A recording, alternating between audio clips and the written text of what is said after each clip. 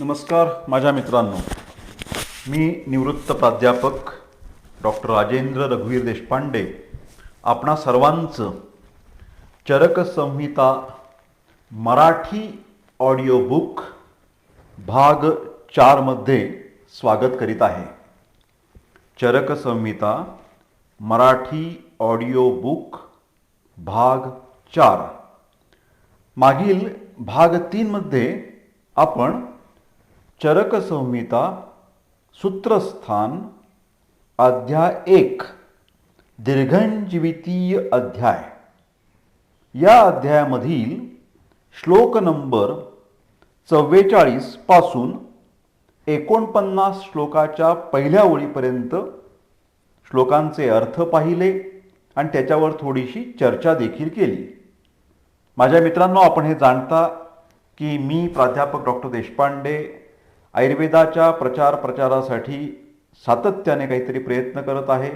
त्यामुळे आपल्या सर्वांना विनंती आहे की आपण माझं यूट्यूब चॅनल कृपा करून एकतर सबस्क्राईब करा आणि दुसरी अतिशय महत्त्वाची गोष्ट, आपण जर मराठी जाणकार असाल, मराठी समजत असेल आपल्याला, तर आपण हे आयुर्वेदाचं ज्ञान महाराष्ट्रातल्या कानाकोपऱ्यापर्यंत तर न्या प्रत्येक आयुर्वेदाच्या विद्यार्थ्यांपर्यंत हा ऑडिओ जाईल अशा प्रकारे व्हॉट्सॲपला शेअर करा.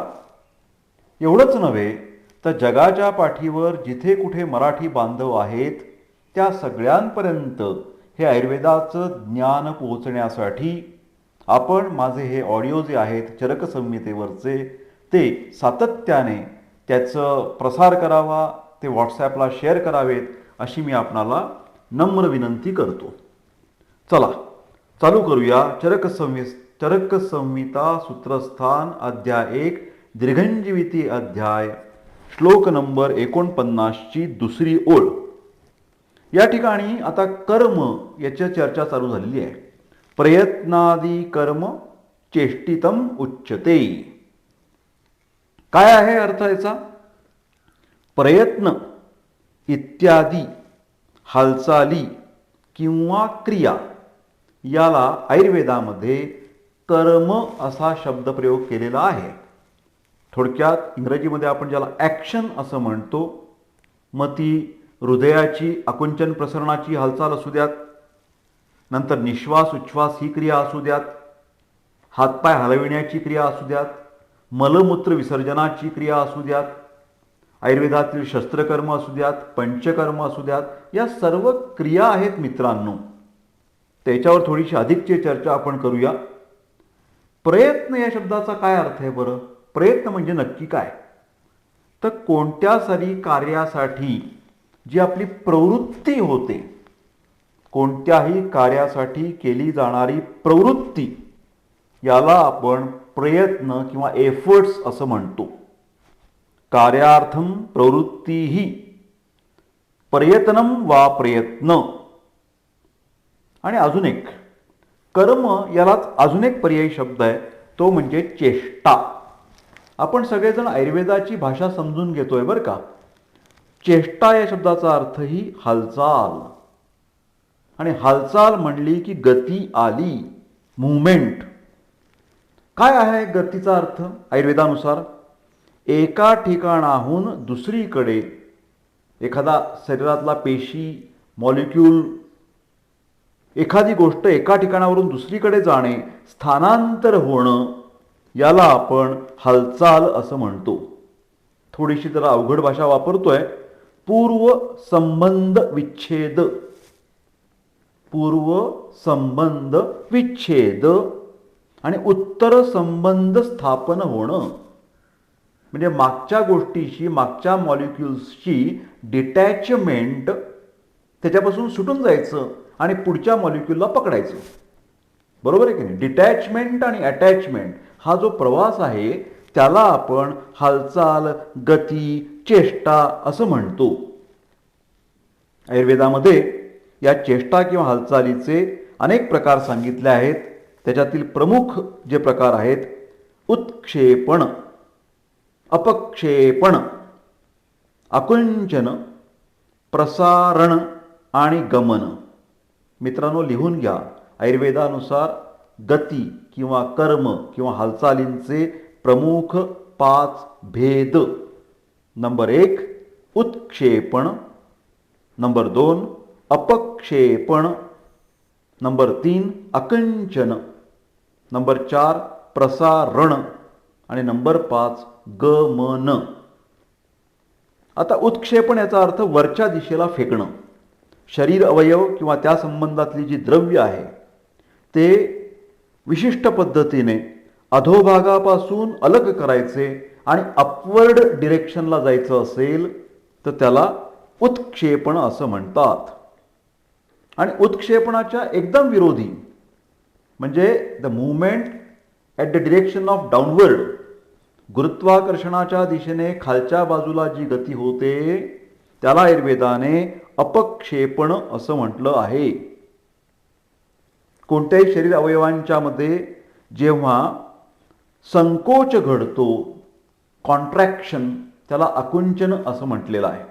कॉन्ट्रॅक्शन. आणि आकुंचन क्रियेच्या विरोधी म्हणजे प्रसारण, रिलॅक्सेशन.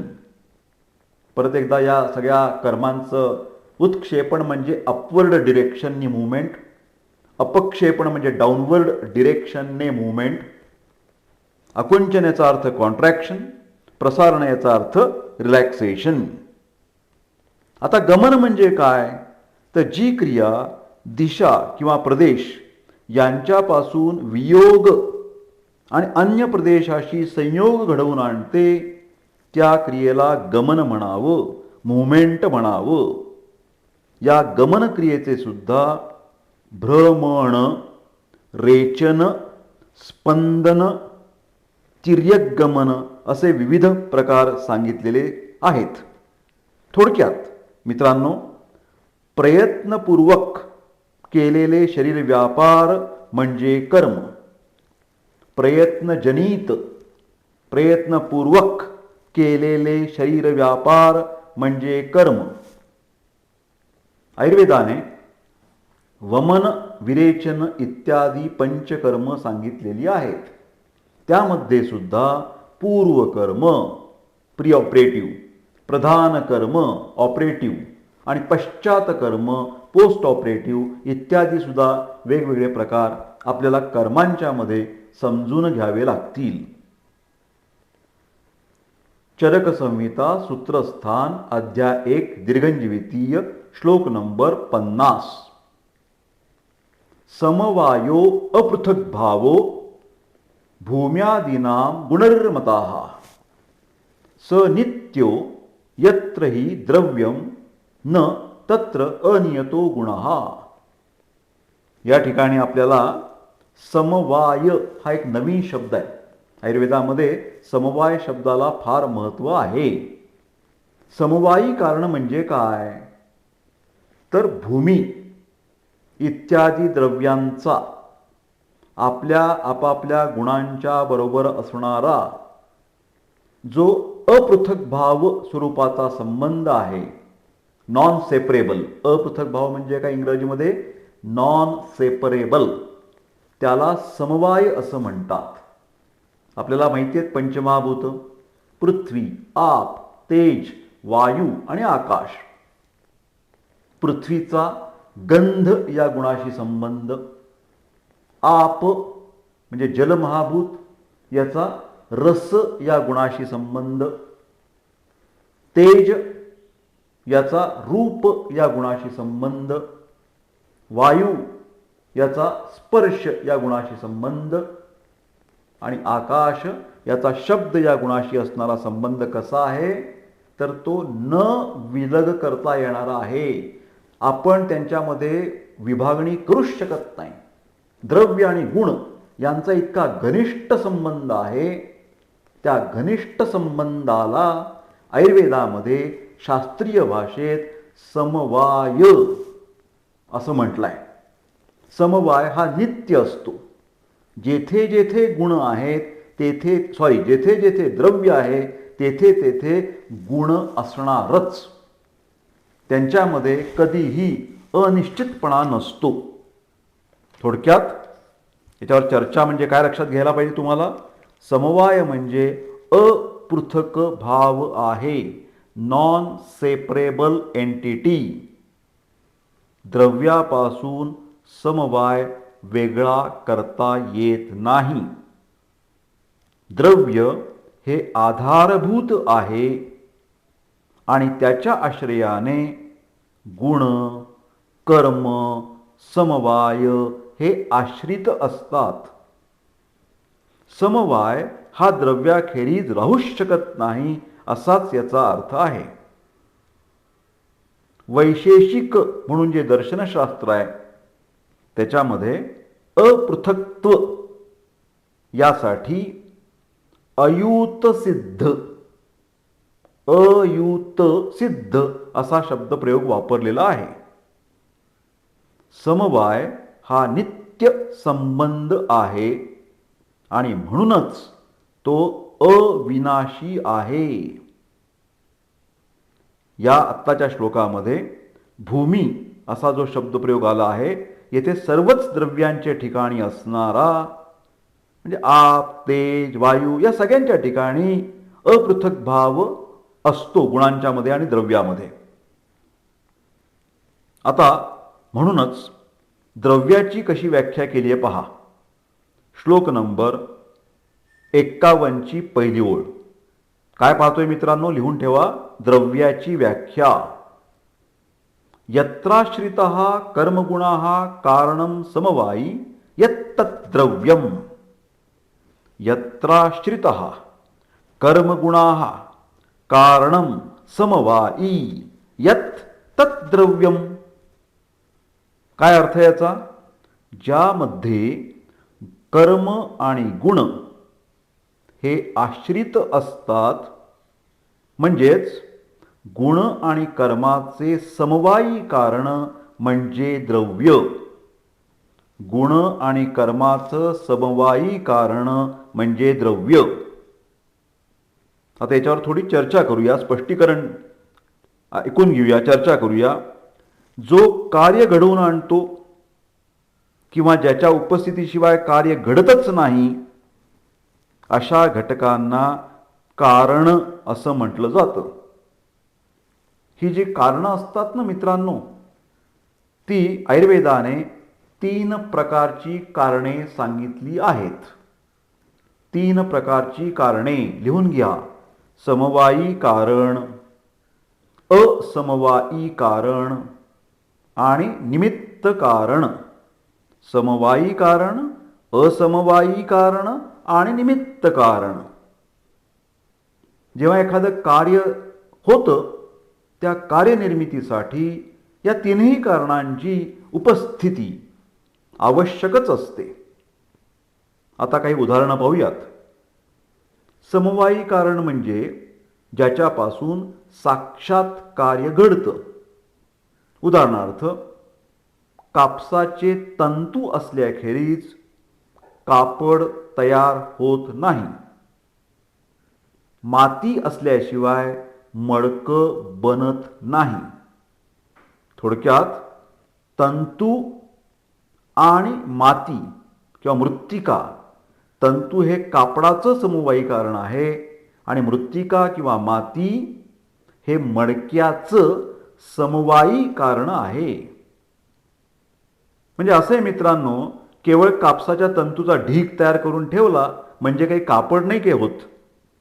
त्या कापसाच्या तंतूचा फायबर्स, कॉटन फायबर्स यांचा विशिष्ट प्रकारे संयोग व्हायला लागतो. हा जो संयोग आहे, ही वीण घालायची आपल्याला, तशी जर वीण घातली तरच कापड बनणार आहे. म्हणजेच तंतूचा विशिष्ट संयोग किंवा रचना म्हणजे असमवायी कारण. आणि याच्याही पलीकडे आता हे कोण विणतं ना, कापड विणायला पाहिजे ना, ते कापूस विणायला पाहिजे. तो कापसाचे तंतूचं विणकाम करायचं आहे, संयोग करायचा आहे. हे घडवून आणणारा कोण आहे? तो विणकर आहे, ती व्यक्ती आहे. त्या विणकराला निमित्त कारण असं म्हणायचं. म्हणजे कसं आहे की एकदा कापडाचे कपडे तयार झाले, शर्ट तयार झाला, पॅन्ट तयार झाली, तर त्याच्यानंतर त्या विणकर काय असलाच पाहिजे त्या ठिकाणी असं काही नाही आहे. परंतु ती जी शर्ट किंवा पॅन्ट आहे त्याच्यामध्ये कॉटन फायबर्स हे राहणारच आहेत. थोडक्यात कसं आहे मित्रांनो, समवायी आणि असमवायी यांना नित्य, कन्सिस्टंट, परसिस्टंट असं म्हटलेलं आहे बरं का. त्याच्यामुळे कर्म आणि गुण ज्याच्यामध्ये समवाय संबंधाने राहतात त्याला द्रव्य म्हणावं. कर्म आणि गुण हे द्रव्याचे समवायी कारण आहेत.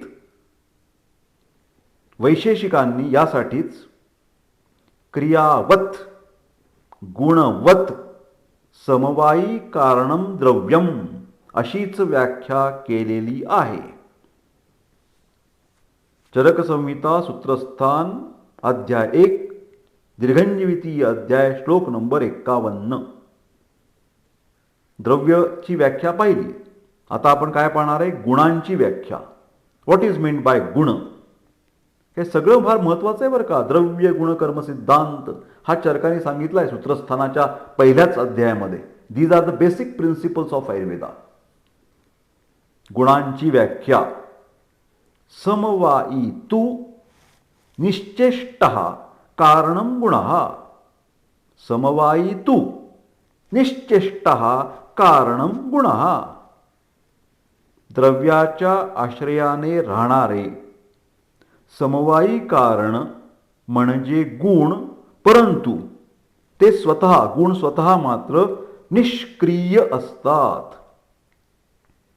ते समवायी कारण आहेत पण ते स्वतः मात्र निष्क्रिय असतात. आता थोडंसं चर्चा करूया.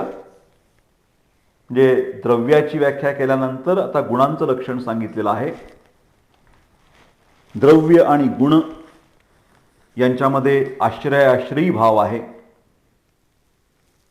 गुण हे द्रव्याचे समवायी कारण आहे, परंतु गुण हे स्वतः निष्क्रिय असतात. गुण कर्म द्रव्यांच्या आश्रयाने राहतात, त्यांचा समवाय संबंध असतो. गुण आणि कर्म हे द्रव्याची समवायी कारणे आहेत. या सगळ्या गोष्टी आता तुम्हाला स्पष्ट झालेल्या आहेत. पण आता एक महत्त्वाची आपल्याला गोष्ट लक्षात ठेवायची आहे की गुण आणि कर्म हे दोन्ही गोष्टी द्रव्यावर आश्रित असल्या त्यांच्यात एक महत्त्वाचा फरक आहे. एका बाजूला द्रव्य आहेत, एका बाजूला गुणकर्म आहेत बरं का. तर गुण हे निश्चेष्ट असतात, परंतु कर्मामुळे मात्र चेष्टा म्हणजेच क्रिया घडून येते. म्हणजे थोडक्यात कर्माशी गुणाचा वेगळा उल्लेख करण्यासाठी, म्हणजे गुण आणि कर्मामध्ये काय फरक आहे हे सांगण्यासाठी गुणांची व्याख्या सांगत असताना 51 नंबरच्या श्लोकामध्ये निश्चेष्ट असा शब्दप्रयोग केला आहे. कर्म म्हणजे चेष्टा, पण गुण स्वतः, गुणांच्या बाबतीत काही हालचालीचा संबंध आहे का? नाही मित्रांनो. त्यामुळे गुण कसे झाले? निश्चेष्ट. असो, आता आपण चरकसंहिता सूत्रस्थान अध्याय 1 52वा श्लोक. आता कर्माची व्याख्या बघा. द्रव्य झालं समजून घेतलं आपण, गुण समजून घेतलं. आता काय चाललंय आपलं? कर्माकडे वाटचाल. कर्माची व्याख्या पाठ करायची मित्रांनो. संयोगेच विभागेच कारणम द्रव्यमाश्रितम कर्तव्यस्य क्रियाकर्म कर्म न अन्यदपेक्षते. संयोगेच विभागेच कारणम द्रव्यमाश्रितम कर्तव्यस्य क्रियाकर्म कर्म न अन्यद अपेक्षते. संयोग, याचा अर्थ मी सांगतोय आता आपल्याला. संयोग आणि विभागासाठी कर्मच कारणीभूत ठरतं. कर्म हे द्रव्याच्या आश्रयाने राहतं. कर्तव्यासाठी केली जाणारी क्रिया म्हणजेच कर्म. कर्तव्यासाठी केली जाणारी क्रिया म्हणजेच कर्म. संयोग आणि विभाग घडवून आणण्यासाठी कर्माला अन्य कोणत्याही साधनाची अपेक्षा असत नाही. कारण स्वतः कर्मच घडवून आणतं ना संयोग आणि विभाग. अजून कोणाचं वेगळं काही गरज आहे? स्वतः कर्मच त्याच्यासाठी केलेलं आहे की जो पूर्व वस्तूच्या पासून विभाग करतो आणि पुढील वस्तूची त्याचा संयोग होतो. One molecule is moving from one end to other end, from north pole to south pole. मग त्याला नॉर्थ पोलला डिटॅच जर झाला तर पुढे पुढे सरकत तो साऊथ पोलपाशी जाऊन धडकेल. तर याच्यामध्ये दोन्ही प्रक्रिया असतात, मागील गोष्टींचं सेपरेशन आणि पुढील गोष्टींची अटॅचमेंट. तरच माणूस पुढे पुढे पुढे पुढे जात राहणार आहे. आता थोडीशी याबद्दल चर्चा करूया. कर्म लक्षण सांगितलं आहे श्लोक नंबर 52 मध्ये. कर्म म्हणजेच कार्य एकाच वेळेला संयोग आणि विभाग याला कारणीभूत असतं. पूर्व पदार्थांपासून वियोग घडल्याखेरीज उत्तर म्हणजेच नंतरच्या पदार्थाशी संयोग शक्यच नाहीये. आता आपण उत्क्षेपण प्रक्रिया बघूया बरं का. म्हणजे माझ्या हृदयातून रक्त वरच्या दिशेला फेकल्या जातं, बरोबर आहे की नाही, ब्रेनपर्यंत, मेंदूपर्यंत. मग हे जे रक्त फेकल्या जातं ते कुठनं फेकतो? लेफ्ट व्हेंट्रिकलपासून फेकतो. मग लेफ्ट व्हेंट्रिकलला चिकटलेला जो ब्लड मॉलिक्यूल आहे तो सेपरेट होतो आणि पुढे पुढे जातो, वरती ब्रेनपर्यंत जातो. म्हणजे उत्क्षेपण होतं तेव्हा खालच्या भागाशी वियोग आणि पुढच्या भागाशी संयोग. हीच गोष्ट तुम्ही अपक्षेपणालाही लावू शकता की हृदयापासून ते ब्लड मॉलिक्यूल सेपरेट होतात आणि तुमच्या पायाच्या बोटांपर्यंत पोहोचतात. अपक्षेपण झालं. तर यासाठी म्हणूनच संयोग आणि वियोग याचा नेहमी एकत्रित उल्लेख केला जातो.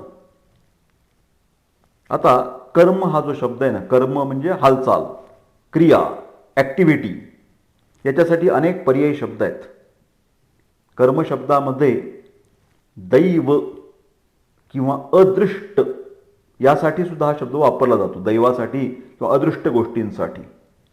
परंतु आत्ता आपल्याला आयुर्वेद हे प्रॅक्टिकल सायन्स आहे, तेव्हा तिथे कर्माची व्याख्या करताना एक स्पेसिफिक त्यांनी परिभाषा वापरली आहे.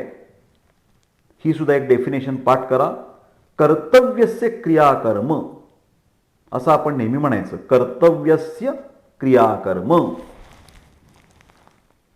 ऐहलौकिक कर्माचं लक्षण आहे, पारलौकिक कर्मांचं हे लक्षण नाही. आता ऐहलौकिक कर्म जी असतात त्याचे परत 3 प्रकार करू शकतो आपण. सप्रत्यय, असत्प्रत्यय आणि अप्रत्यय. हे सगळे कर्मांचेच प्रकार बोलतोय बरं का मी. इहलौकिक कर्मांचे 3 भेद मी तुम्हाला सांगितले.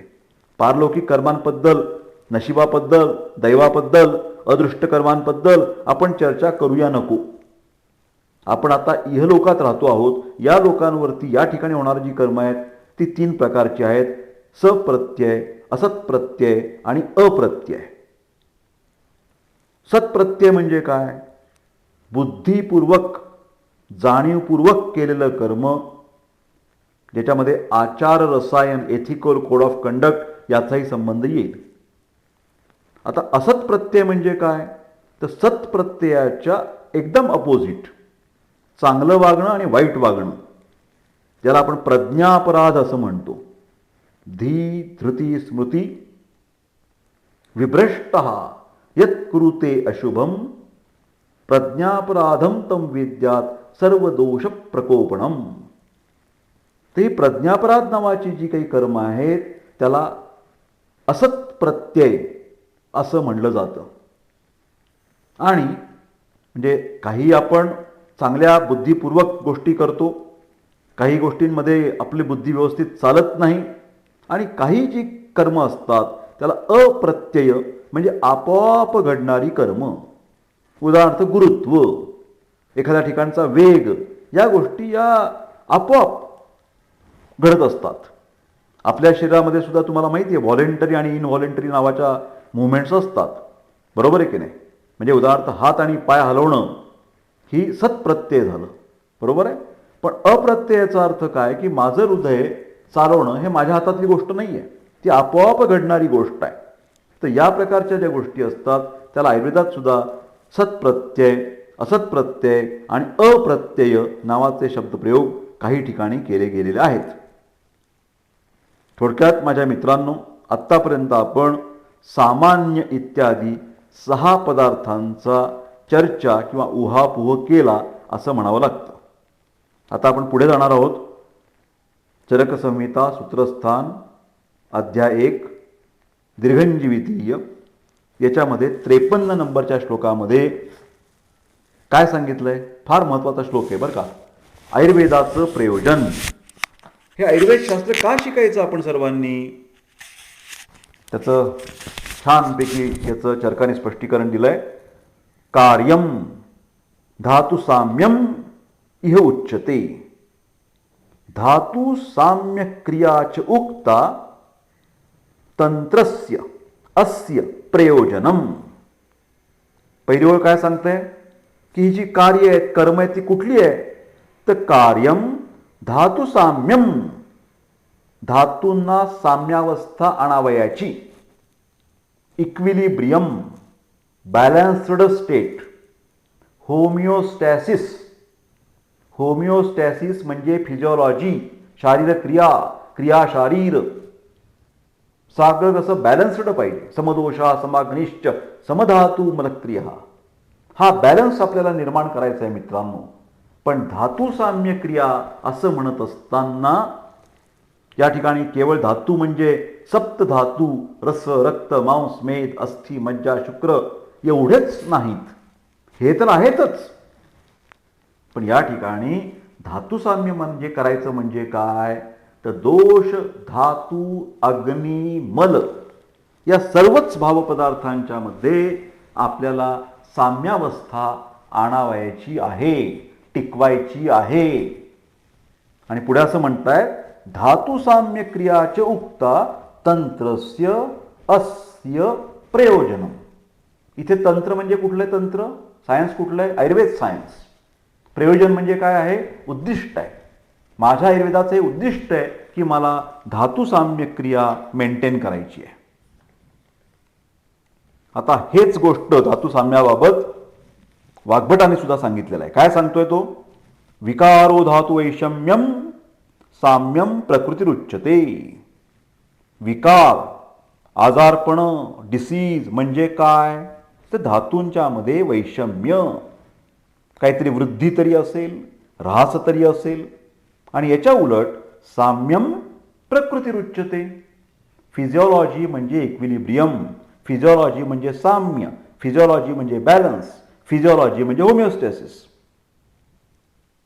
त्याचप्रमाणे आयुर्वेदाचं प्रयोजन हेच सांगितलंय, स्वस्थस्य स्वास्थ्य रक्षणम आतुरस्य व्याधी परिमोक्षः. धातुसाम्य टिकवायचं स्वस्थ वृत्ताच्या द्वारे, दिनचर्या, ऋतुचर्या. आणि वैषम्य जर झालं तर ते दूर करायचं. आणि एक महत्त्वाची गोष्ट लक्षात ठेवा मित्रांनो, या ठिकाणी धातू शब्द केवळ रस इत्यादी 7 धातूंसाठी नसून तो दोष, धातू, मल सगळ्यांनाच, सगळेच घटक त्याच्यामध्ये धातू शब्दामध्ये आलेले आहेत. म्हणून असंही आयुर्वेदात सांगितलंय, ते सर्वे अपि धातवाः, ते सर्वे अपि धातवाः असं याचं एकत्रित वर्णन मिळतं. धातू शब्दाने धातू, धारण करणारे धातू एवढेच मर्यादित अर्थ न घेता येथे बल, स्थिरता, दृढता, पोषण करणं असे अनेक अर्थ धातू शब्दांनी ग्रहण करावे असं विद्वानांचं मत आहे. मित्रांनो, चरकसंहिता सूत्रस्थान अध्याय 1 दीर्घंजीविती अध्यायामध्ये श्लोक नंबर 54 कडे आता आपली वाटचाल सुरू आहे. हाही अतिशय महत्त्वाचा श्लोक आहे आपल्या व्यवसायाच्या दृष्टीने, परीक्षेच्या दृष्टिकोनातून. या ठिकाणी प्रश्न लिहून घ्या. LAQचा प्रश्न आहे हा, लॉंग आन्सर क्वेश्चन. रोगाची त्रिविध कारणे सांगा. रोगाची त्रिविध कारणे सांगा. काय श्लोक आहे? काल बुद्धी इंद्रियार्थानाम, काल बुद्धी इंद्रियार्थानाम योगो योगो मिथ्या न च अतिच द्वयाश्रयाणाम व्याधीनाम त्रिविधो हेतू संग्रहा. सोपा अर्थ आधी समजून घ्या. नंबर 1, काल म्हणजे दिवसाचा काळ आहे, ऋतूंचा काळ आहे. नंतर बुद्धी आणि इंद्रिय यांचा त्यांच्या त्यांच्या विषयांशी अयोग म्हणजे नो कॉन्टॅक्ट, अतियोग एक्सेसिव्ह कॉन्टॅक्ट आणि मिथ्यायोग चुकीचा कॉन्टॅक्ट असा जर झाला तर सर्व शारीर आणि मानस व्याधींचं ते कारण आहे. थोडक्यात शरीर आणि मानस, फिजिकल अँड सायकोलॉजिकल डिसीजेस या 2 प्रकारच्या रोगांची ही त्रिविध कारणं आहेत. प्रश्न परत लक्षात ठेवा, रोगांचे त्रिविध हेतू सांगा. निर्णय दार्शनिक जी शास्त्रे आहेत, सांख्य आहेत, वैशेषिक आहेत, त्यांच्यामध्ये सामान्य कारणांचा चर्चा केल्यानंतर आता आयुर्वेदाच्या दृष्टिकोनातून जी काही कारणं आहेत त्या चर्चेची या सूत्रानं सुरुवात करून दिलेली आहे. आपल्याला कल्पना आहे, हेतू, लिंग आणि औषध ही आयुर्वेदाची त्रिसूत्री आहे. हे आपण याच अध्यायाच्या सुरुवातीला पाहिलं. आता यामधल्या हेतू, लिंग आणि औषध याच्यामध्ये प्रथम जो पार्ट आहे हेतू, कारण, त्या संदर्भातला हा श्लोक आहे. काय श्लोक आहे सांगितलेला आहे की काल, बुद्धी आणि इंद्रिय यांचा हीन, अति किंवा मिथ्यायोग हे सर्व रोगांचं मूलभूत कारण असतं. याची काही उदाहरणं आता आपण पाहूयात. अयोग म्हणजे काय? पूर्णपणे अभाव किंवा प्रमाणतः कमी असणं, तुलनेने कमी असणं. दुसरा शब्द आहे अतियोग. अतियोग म्हणजे आवश्यकतेपेक्षा अधिक प्रमाणात, एक्सेसिव्ह. आणि नंबर 3, मिथ्यायोग म्हणजे अनुचित प्रकारचा व्यवहार, अनुचित प्रकार. आता आपण कालाबाबतचं थोडी चर्चा, उदाहरणं घेऊयात. तुम्हाला माहिती आहे, ऋतू सगळे माहिती आहेत, शिशिर, वसंत, ग्रीष्म, वर्षा, शरद, हेमंत. आयुर्वेदानुसार वर्षभरामध्ये 12 महिन्यांमध्ये 6 ऋतू सांगितलेले आहेत. याच्यामध्ये सोप्या भाषेत हिवाळा, उन्हाळा आणि पावसाळा, भारतामध्ये हे 3 प्रकारचे ऋतू दिसून येतात. आणि या प्रत्येक ऋतूमध्ये विशिष्ट प्रकारचं हवामान हे आपल्याला अपेक्षित आहे. आता असं झालं बघा की हिवाळ्यामध्ये थंडी कमी पडली किंवा थंडीच पडली नाही. या 20-20 नोव्हेंबर, डिसेंबरमध्ये, जानेवारीमध्ये जे थंडीचे दिवस आहेत त्याच्यामध्ये अजिबात थंडी जाणवली नाही, तर त्याला तुम्ही काय म्हणणार? त्याला तुम्ही अयोग असं म्हणणार. पण आता मी पुणे शहरामध्ये राहतोय आणि या ठिकाणी मला कल्पना आहे की साधारणतः थंडीच्या दिवसांमध्ये हे टेम्परेचर साधारणतः आपण असं धरूया की 8-9 पासून ते 12-13 पर्यंत ते थंडीचं सेंटीग्रेडमध्ये टेम्परेचर आहे. पण हेच जर इथे असं आढळलं पुण्यासारख्या, महाराष्ट्रासारख्या भारतातल्या भागामध्ये की 0 किंवा -2 टेम्परेचर गेलेलं आहे, तर त्याला काय म्हणता येईल आपल्याला? हा थंडीचा अतियोग झाला. असं घडत नाही मित्रांनो, म्हणून तर आपण सेफ आहोत. पण हा अतियोग हा काश्मीरमध्ये पाहायला मिळतो. आणि काही वेळेला काय होतं, क्वचित हिवाळ्यामध्ये थंडी पडण्याच्या ऐवजी समजा पाऊसच पडायला लागला तर आपण त्याला म्हणतो अवकाळी पाऊस झाला. तर अवकाळी म्हणजे आयुर्वेदाच्या दृष्टिकोनातून मिथ्यायोग असं म्हणावं लागेल. आता आपण दुसरा मुद्दा विचारात घेऊया, बुद्धी. बुद्धी म्हणजे काय? तर ज्ञानेंद्रिय जी असतात आपली, श्रोत्र, त्वक, चक्षु, रसना आणि घ्राण, तर यांचं जे प्रतिनिधिक रूप आहे त्याला आपण बुद्धी किंवा इंटेलिजन्स असं म्हणतो. परंतु बऱ्याच वेळा काय होतं, आपली बुद्धी जी होते ती भ्रष्ट होते. बुद्धी भ्रष्ट होणे म्हणजे मिथ्यायोग. IQ कमी असणे म्हणजे अयोग. बरोबर आहे की नाही? किंवा बुद्धीचा अतिरेकी वापर करायचा, मेंटल स्ट्रेस आला तर त्याला अतियोग असं म्हणता येईल. बरोबर आहे की नाही? तर या पद्धतीप्रमाणे धी धृती स्मृती विभ्रष्ट यत्कुरुते अशुभम प्रज्ञापराधम तम विद्यात सर्व दोष प्रकोपणम. म्हणजे मित्रांनो, प्रज्ञापराध म्हणजे काय झालं, तर तो मिथ्यायोग झाला, असं कृपा करून लक्षात घ्या. आता तिसरा मुद्दा आहे इंद्रियार्थ. मुळात इंद्रियांच्या साह्याने आपल्याला कशाचं ज्ञान होतं? ज्ञानेंद्रिय 5 आहेत: श्रोत्र, त्वक, चक्षु, रसना आणि घ्राण. म्हणजे कानामुळे आपल्याला शब्दांचं ज्ञान होतं, त्वचेमुळे स्पर्शाचं ज्ञान होतं, डोळ्यामुळे रूपाचं ज्ञान होतं, जिभेमुळे रस कळतो आणि नाकामुळे गंध कळतो.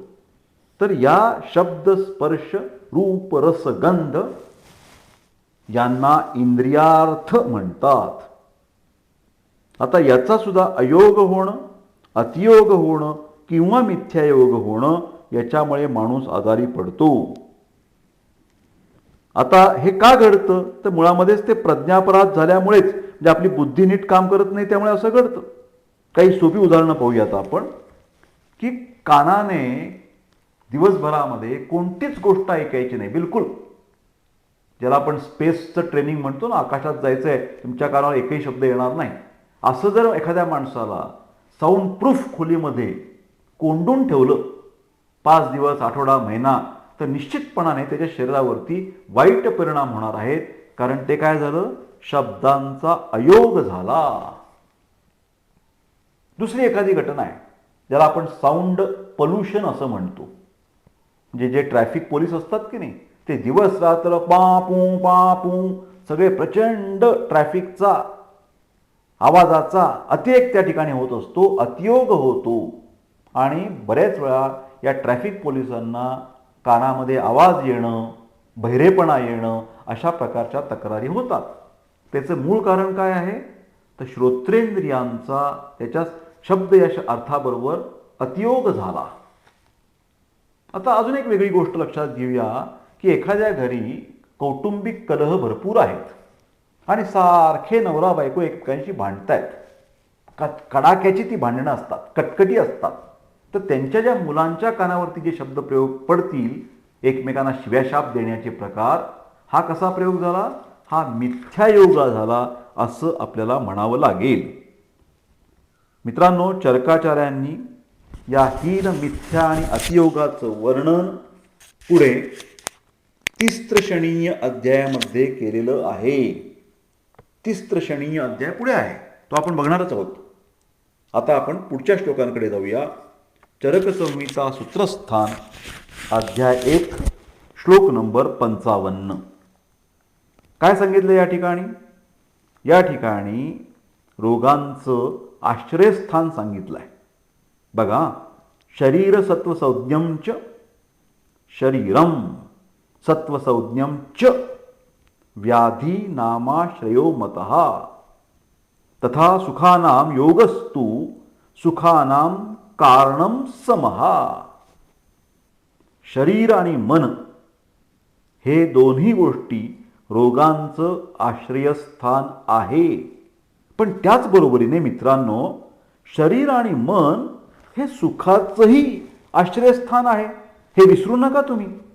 आणि म्हणून या शरीर आणि मनापासून आपल्याला सुख मिळवायचं असेल तर काल, बुद्धी आणि इंद्रियार्थ यांचा समयोग म्हणजेच सम्यक योग ही गोष्ट शरीर आणि मनाच्या सुखाला कारणीभूत ठरते.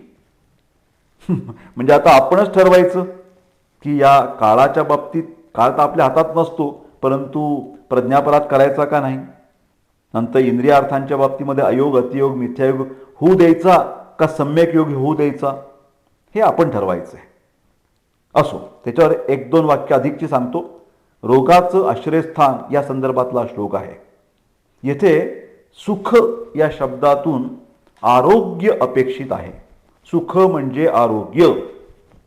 तर काल, टाइम फॅक्टर, बुद्धी, इंटेलिजन्स आणि इंद्रियार्थ यांच्या समयोगानं आरोग्य टिकविता येतं, तसंच ते प्राप्त पण होतं, असं या श्लोकामध्ये स्पष्ट केलं आहे. चरकसंहिता सूत्रस्थान अध्याय 1 याच्यामध्ये श्लोक नंबर 56 बाबत आता आपण चर्चा करूया. निर्विकारः परस्त्वात्मा सत्वभूत गुणेन्द्रियैः चैतन्ये कारणं नित्यो द्रष्टा पश्यति ही क्रियाः. या ठिकाणी आत्म्याचं वर्णन आता सुरू झालेलं आहे. आत्मा हा निर्विकार आहे, तो पर आहे, पर म्हणजे श्रेष्ठ. आणि हा आत्मा मन, शब्द, स्पर्श, रूप, रस, गुण इत्यादी भूतगुण आणि त्याच्याचबरोबर इंद्रिय आणि याच्या सकट चेतनेचं कारण ठरतो. लाईफ फोर्स आहे तो. आत्मा म्हणजे काय? चेतना आहे. तो निर्विकार आहे पण श्रेष्ठ आहे. पर याचा अर्थ श्रेष्ठ. आत्मा हा नित्य तसेच द्रष्टा म्हणजे साक्षी होतो आणि सर्व क्रियांचं तो अवलोकन करत असतो. आता या आत्म्याच्या लक्षणाबाबत थोडी चर्चा करूया. सत्व, आत्मा आणि शरीर हे त्रिदंडवत म्हणजे जीवात्म्याचा आधार आहे असं सांगितलं गेलं आहे. यापैकी मन आणि शरीर हे रोगांचं आश्रयस्थान असू शकतात, परंतु आत्मा मात्र निर्विकार आहे, म्हणजेच त्याला निरोगित्व असतं असं स्पष्ट केलं आहे. निर्विकार याचा काय अर्थ आहे? तटस्थ. म्हणजेच आत्मा हा सुख किंवा दुःखानं बाधित होत नाही. आत्मा हा शब्द व्यवहारामध्ये शरीरासाठी वापरला जातो. उदाहरणार्थ सुखात्मा, दुःखी आत्मा वगैरे. याचं कारण असं आहे, हे खरं तर टेम्पररी ॲडजस्टमेंट आहे. आत्म्याला मनाच्या उपस्थितीशिवाय द्रष्टत्व नाही. म्हणूनच आत्मा हा इंद्रियादिकांच्या संयोगामुळे ज्ञाता, तर त्यांच्या व्यतिरिक्त म्हणजे इंद्रिय जर अटॅच नसतील, त्याला मन अटॅच नसेल, तर तो अज्ञाता असतो असंही म्हटलं जातं. हे गोष्ट जीवात्म्याबाबत आहे. आत्मा हा साक्षी किंवा द्रष्टा आहे असं म्हणताना तो चक्षुरादी इंद्रियांच्या रूपादी गुणांचा द्रष्टा आहे. हा जो श्रेष्ठ आत्मा आहे, पर आत्मा, हा निर्विकार असून शरीरस्थ सुखदुःखांनी रहित असतो. अचेतन शरीर आणि मन यांना जेव्हा चेतना प्राप्त करून देणारा तो एक कारण आहे असं आत्म्याबद्दल आपल्याला संक्षेपाने सांगता येईल. मित्रांनो, चरक संहिता मराठी ऑडिओ बुक भाग 4 याचा मी येथे आत्ता आपण कन्क्लूड करूया. आणि आजच्या आपल्या या ऑडिओ सेशनमध्ये आपण श्लोक नंबर 56 पर्यंत आलेलो आहोत. आपण मला असं वाटतं 49ची दुसरी ओळ सुरुवात केली होती आणि 56 या श्लोकापर्यंत समाप्ती केलेली आहे. पुढच्या ऑडिओ सेशनमध्ये भाग 5 मध्ये श्लोक नंबर 57ला मी सुरुवात करेन. धन्यवाद.